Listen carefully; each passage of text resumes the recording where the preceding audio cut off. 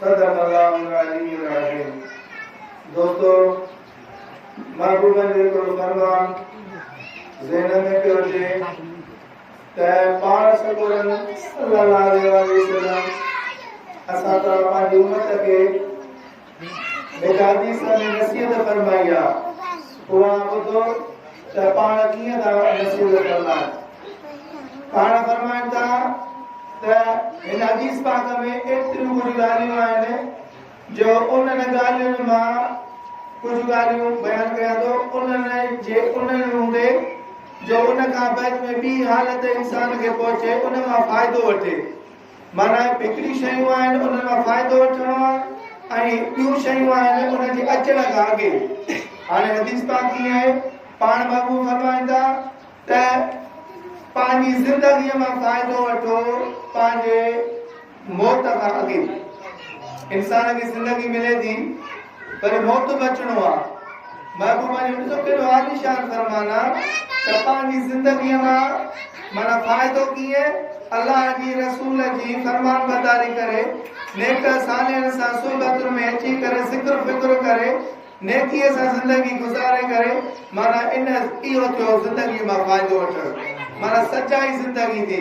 जीअं के शाइर ॾिसो इन शइ खे शेर में बंदि कयो आहे त ज़िंदगी आमद बराए बंदगी,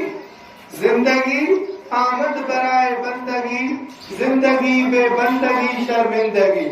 जेकर तव्हां असांजी ज़िंदगी ईअं इंसान जी गुज़री थी वञे न त हसरत जा थोड़ा तारींदो।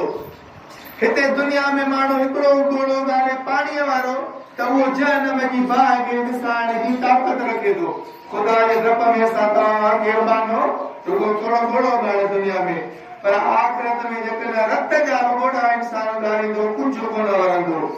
उते इंसान सां तव्हां हसरतूं कंदासीं त अल्लाह साईं असांखे हिकिड़ो मौक़ो ॾे त दुनिया में वञी का चङाई कयूं त हिते असांखे हींअर कमु अचे। जीअं महबूब फरमायो त दुनिया मिज़रातुल आख़िरत, दुनिया आख़िरत जी खेती अथव।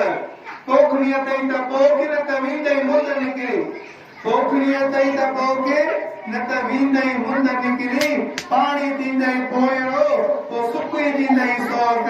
जिते नरंदो सारणो उते सिकने हिकु संगल आहे। दोस्तां जी उते एतिरी नेकी में सतवाई वॾी समझ ईंदी उते इंसान हसरत कंदो। हिन दुनिया में इहा असांजी नेकी जी पोखड़ी आहे जेका हर इंसान उते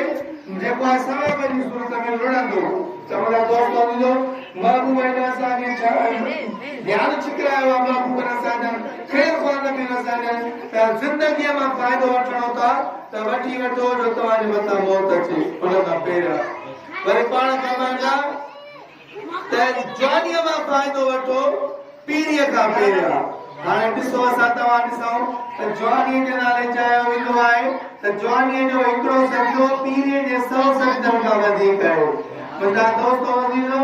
जवानी इंसान में नफ्स जो शैतान जो गलबो हूंदो आहे,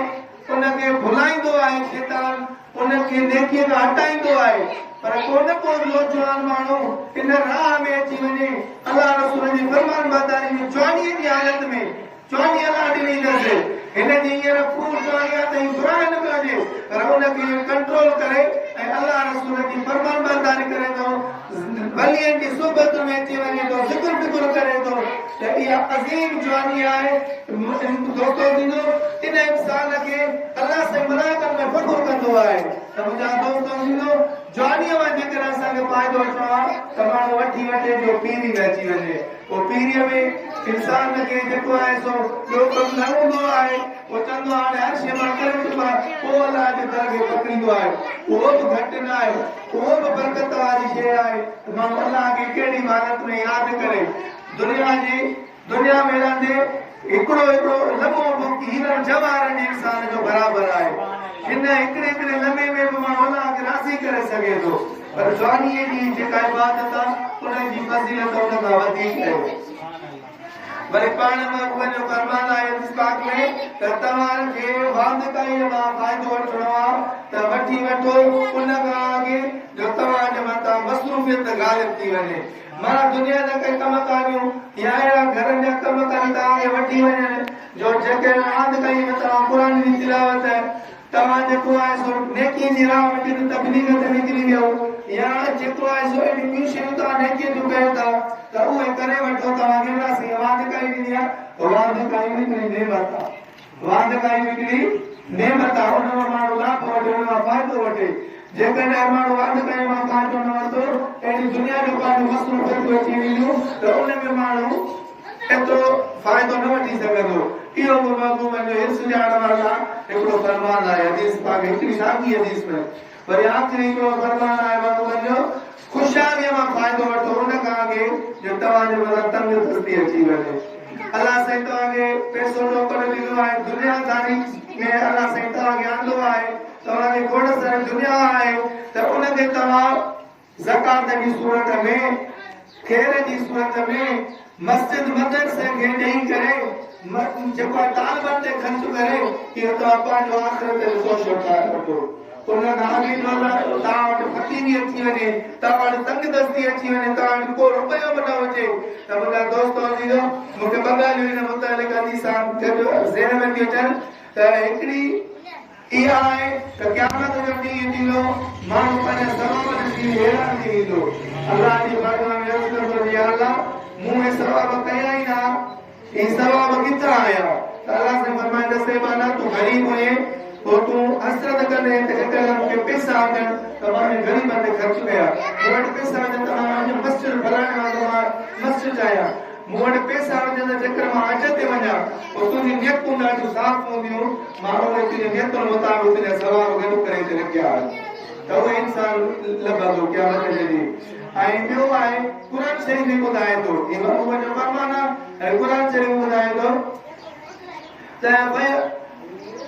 वानफिकू मिम्मा रज़क़नाकुम मिन क़ब्ल अन यातिया अहदकुम मौत की आखिरी ॻाल्हि करे आज़ान होते ॿियो ॻाल्हि बंदि कया